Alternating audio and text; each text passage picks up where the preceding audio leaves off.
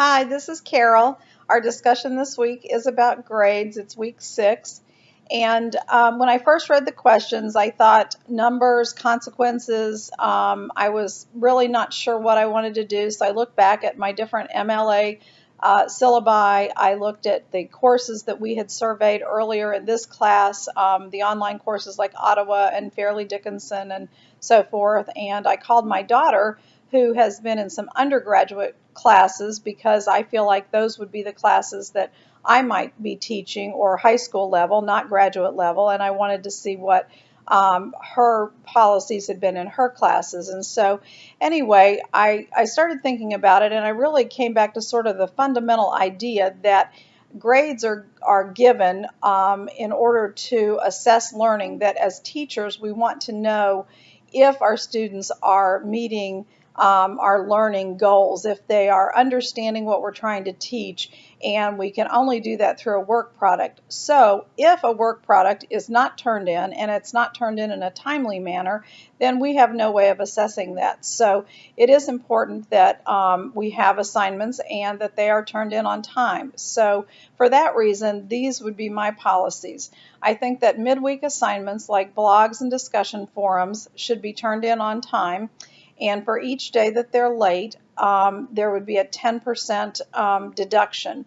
So if it's due on Thursday, then on Friday you would lose 10%, up to 3 days. After 3 days, there would be no credit.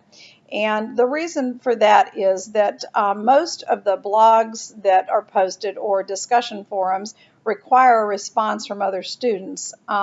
It's something that the teachers have used, certainly in our courses, to encourage class interaction and critical thinking. And in order to have that happen, the posts need to be there. If they're not there, then it really slows down what happens in the course. And so that 10%, if you have a technology problem or you have a problem with time that week, then it's not that big a deal. You can get it posted and the class goes on. And so I think that that's reasonable. But after 3 days, the week is about over, and I think you don't need to get credit after that period of time. I also don't think that once the discussion is over on Sunday night, and you've had to make your response posts, or that I don't think that after Sunday night that you should receive credit on, say, Monday or Tuesday. I think once the week is over, the week is over. We know in our courses that there's not time to go back and revisit the previous week. We hit the ground running every Monday morning, and I think in an undergraduate class, I think that the work will pile up and snowball for the student. They need to have a cutoff so that they can move forward. And so I think that there's real rationale for having a cutoff every week. I also think for larger projects that the 10% rule works just as well.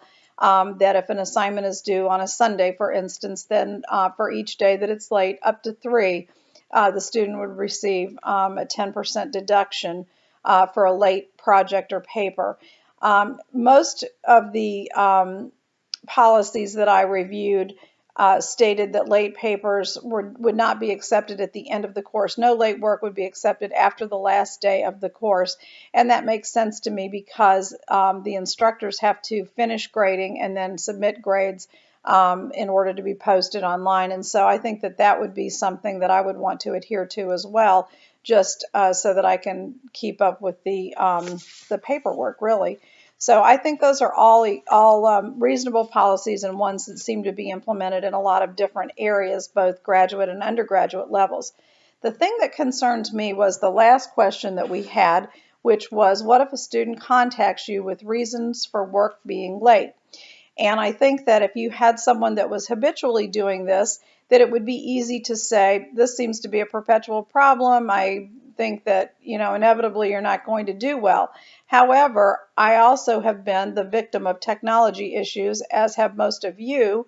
And I think, what do you do in that situation? And I would appreciate Dr. Langhorst weighing in on this one, because I think that as you've stated, Dr. Langhorst, you're working with us in a class of 7, so you have gotten to know us. On the other hand, if we were like Professor Bull, who had 80 in his undergraduate courses, how do you know what to do in that situation? I mean, I can say that in my face-to-face classes, I would know if somebody was trying to pull the wool over my eyes, or, that technology wasn't an issue. Either you turned your work in or you didn't, or you had an excused absence for medical reasons or whatever. But the online piece of it really makes it difficult, and technology can be a real player. And sometimes you need, for instance, in an online course, if you have a week to get a project done, you need that Saturday and Sunday to finish the work. So you really may be submitting it at the last minute. And so what if your technology shuts down? Your computer crashes, or you don't have good internet connection, or, a myriad of problems. What do you do? And then do you just take your lumps and take your 10% off? Or I just really would be interested to know what everybody thinks about this, because to me, that's the biggest conundrum.